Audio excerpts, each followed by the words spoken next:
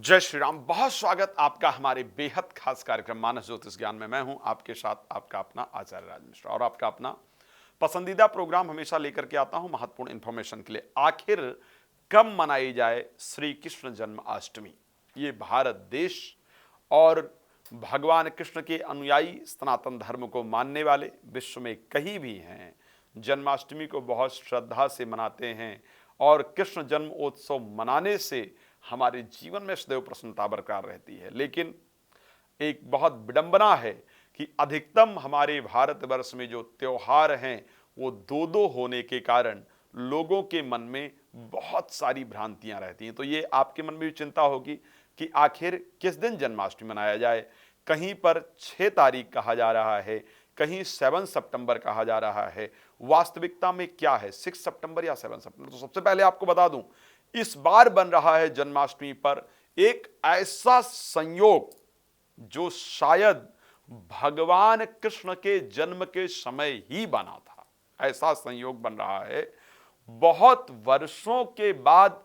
अगर मैं कहूं कि कलयुग में शायद पहली दूसरी बार इस प्रकार का संयोग बना हो तो कहना गलत नहीं होगा। इस बार की जो जन्माष्टमी है उसमें आप अपने मनवांछित फल को प्राप्त कर सकते हैं। जो आपकी कामना है उसको पूरी कर सकते हैं। कैसे कर सकते हैं उसको भी जरूर विस्तार से बताऊंगा, लेकिन सबसे पहले आपको यह बताना जरूरी है कि आखिर श्री कृष्ण जन्माष्टमी है किस दिन और क्या करना चाहिए श्री कृष्ण जन्माष्टमी को। जैसा कि शास्त्रोक्त नियम है कि रोहिणी नक्षत्र में भगवान कृष्ण का जन्म हुआ था, वृष राशि कालीन चंद्रमा के समय भगवान कृष्ण का जन्म हुआ था। सोमवार या बुधवार का दिवस जन्माष्टमी के लिए मान्य है। बुधवार का दिवस स्पेशली माना जाता है कि भगवान का जन्म हुआ था। और साथ ही ये कहा अर्धरात्रि व्यापनी जब अष्टमी हो इस दिन जन्म हुआ था। ये कुछ महत्वपूर्ण नियम हैं जिनमें भगवान कृष्ण का जन्म हुआ था। और इसी समय पर व्रत रखने से, इसी समय पर पूजन करने से ये वो समय होता है जब जो सात्विक ऊर्जा है देवताओं की वो धरती पर विचरण कर रही होती। इस टाइम का माहौल पूरा सात्विक होता है। तो जब इस समय कोई व्रत करता है तो परमात्मा से अपने आप को कनेक्ट कर पाता है और व्रत का जो पूरा फल है, पूजन का जो पूरा फल है, जो प्रभाव है, वो जीवन के अंदर प्राप्त कर पाता है या कर पाती है। कब है वो शुभ योग, कब है वो शुभ मुहूर्त जब व्रत किया जाए और उस व्रत से हमको वास्तविक फल प्राप्त हो जिसको हम आप चाहते हैं। तो आपको बताना चाहता हूं 6 तारीख को जो जन्माष्टमी के लिए हम बात कर रहे हैं, 6 तारीख को 3:38 पर, दोपहर को 6 तारीख को 3:38 पर जो तिथि है अष्टमी उसका प्रारंभ हो रहा है। समाप्ति काल 7 तारीख को शाम को 4:15 पर, 7 तारीख को शाम को 4:15 पर जाकर के समाप्ति काल हो रहा है। अब क्योंकि 6 तारीख को 3:38 पर प्रारंभ हो रहा है और उसके साथ जो रोहिणी नक्षत्र का भी प्रारंभ होगा वो सुबह 9:20 पर लग जाएगा। 6 तारीख को 3:38 पर अष्टमी तिथि लग जाएगी, सुबह 9:38 पर रोहिणी नक्षत्र लग जाएगा, वृष राशि कालीन चंद्रमा भी निश्चित रूप से होगा। यह संयोग तो 6 तारीख को रहने वाला है। 7 तारीख की अगर हम बात करते हैं, 7 तारीख को शाम को 4:15 पर अष्टमी तिथि खत्म हो जाएगी और सुबह 10:25 पर जिस नक्षत्र में भगवान कृष्ण का जन्म हुआ है वो नक्षत्र रोहिणी खत्म हो जाएगा। अब क्या समय होना चाहिए भाई? अगर रात्रि को भगवान कृष्ण का जन्म हुआ है और रात्रि को भी वो तिथि ही नहीं है, रात्रि को वो नक्षत्र ही नहीं है, तो ऐसी परिस्थिति में हमको व्रत करने से हमको पूजन करने का लाभ क्या हो सकता है? जब वो तिथि वो नक्षत्र है ही नहीं तो पूजन और व्रत का लाभ क्या हो सकता है?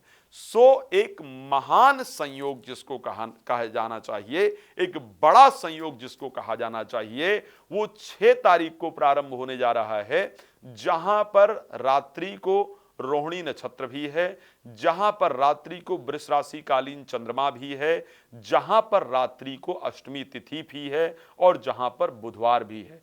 तो अगर शास्त्र की सम्मति उठा करके देखा जाए, पुराणों की सम्मति को उठा करके देखा जाए, तो मेरे विचार से 6 तारीख को ही जन्माष्टमी का पर्व मनाना, जन्माष्टमी का त्योहार मनाना हम सभी के लिए लाभप्रद होगा।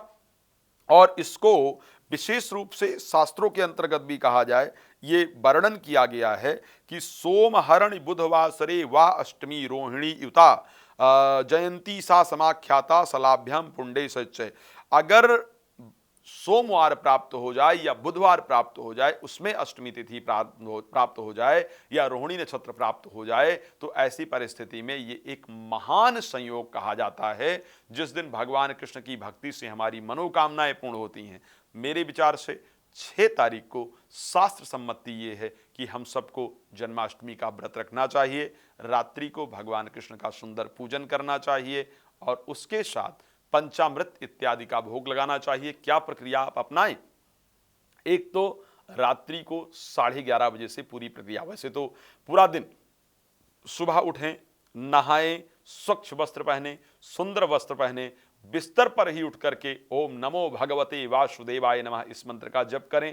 पूरे दिन प्रसन्न रहें, दूसरे को प्रसन्न रखने का प्रयास करें, ये आपकी कोशिश निश्चित रूप से होनी चाहिए। रात्रि को 11:30 बजे सुंदर पंचामृत बनाएं, माखन, मिश्री, धनिया का प्रसाद, तुलसी का पत्ता सब कुछ लेकर के आएं। अगर आपके घर में लड्डू गोपाल हैं तो एक खीरा लेकर के आएं, खीरे के अंदर लड्डू गोपाल को रख करके ऊपर से खीरा आधा काटें, लड्डू गोपाल को रखें, ऊपर से खीरा रख करके बंद कर दें, ऐसे मोली बांध दें और रख करके रात्रि को 11:30 बजे श्रद्धापूर्वक सारे पूजा की सामग्री को इकट्ठा कर लें, उत्तर की तरफ मुख करके बैठ जाएं। रात्रि को जैसे ही 11:55 हो, तुरंत ही स्तुति प्रारंभ कर दें। श्री रामचरितमानस के बालकांड में दोहा नंबर 195 पर बड़ी सुंदर स्तुति है, भय प्रगट कृपाला दीन दयाला कौशल्या हितकारी। आप सिर्फ इतना हटा सकते हैं, कौशल्या की जगह यशुमति हितकारी या हम सबके हितकारी, इस प्रकार के शब्दों का उच्चारण कर सकते हैं। श्रद्धा पूर्वक इस स्तुति को बैठ करके करें। भगवान से नहीं स्तुति आती है, ओम नमो भगवते वासुदेवाय, श्री कृष्ण गोविंद हरे मुरारी, हे नाथ नारायण वासुदेवा, इस मंत्र का श्रद्धा से उच्चारण करते हुए नेत्रों को बंद करके मन में ये भाव लेकर के आते हुए कि भगवान का अवतरण हो रहा है, भगवान का प्राकट्य हो रहा है, हम पर और हमारे परिवार पर अपना आशीर्वाद प्रदान कर रहे हैं, इस प्रकार की सुंदर सी प्रार्थना करते हुए फिर 12 बजे उस खीरे को खोलें। भगवान का दूध, दही, शहद, गंगा जल और बूरा, ये 5 चीज़ें मिला करके उसमें सुंदर स्नान कराएं, सुजल से स्नान कराएं, उनको सुंदर वस्त्र पहनाएं और कोई झूला इत्यादि हो तो उस पर उनको स्थापित करके विराजमान करके झूला झुलाएं और फिर बैठ करके श्री कृष्ण गोविंद हरे मुरारी, हे नाथ नारायण वासुदेवा, सिर्फ यही मंत्र श्रद्धा से बैठ करके उच्चारण करते चले जाएं। मैं सच कह रहा हूं, संकल्प कर लीजिएगा, एक प्रार्थना कर लीजिएगा, आपकी कामना पूर्ण होगी। किसी भी प्रकार की समस्या है तो वो आपकी निश्चित रूप से दूर होगी। वैसे हम लोग भी भगवान कृष्ण का जन्मोत्सव बड़ी धूमधाम से मनाएंगे। आप चाहें तो हमारे साथ भी लाइव कनेक्ट हो सकते हैं। आप घर में पूजन नहीं कर पा रहे हैं, आप चाहते हैं कि संस्था आपके लिए पूजन करे, तो भी आप संपर्क कर सकते हैं। आपका बहुत धन्यवाद। परमात्मा आपका जीवन सुख समृद्धियों से परिपूर्ण रखे। जय श्री राम।